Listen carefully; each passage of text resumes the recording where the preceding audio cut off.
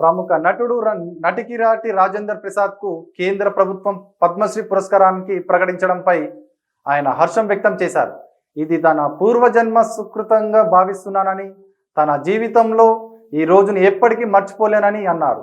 ఈ మేరకు సోమవారం ఆయన ఒక ప్రకటన విడుదల చేశారు.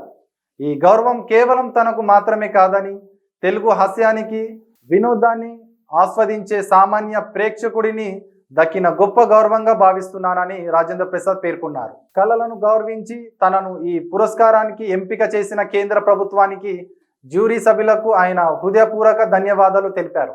గత 48 ఏళ్లుగా ప్రేక్షకులు అందిస్తున్న ప్రేమ ఈ స్థాయి గుర్తింపునకు కారణమని ఆయన అన్నారు.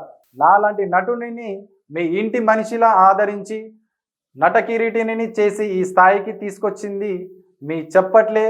ఆ రుణం నేను ఎప్పటికీ తీర్చలేను అని రాజేంద్ర ప్రసాద్ భాగవద్వేతం వ్యాఖ్యానించారు. తనను ఎప్పుడూ నవ్విస్తూ ఉండమని దీవించిన ప్రేక్షక దేవుళ్లకు శిరస్సు వంచి నమస్కరిస్తున్నట్లు ఆయన తన ప్రకటనలో పేర్కొన్నారు.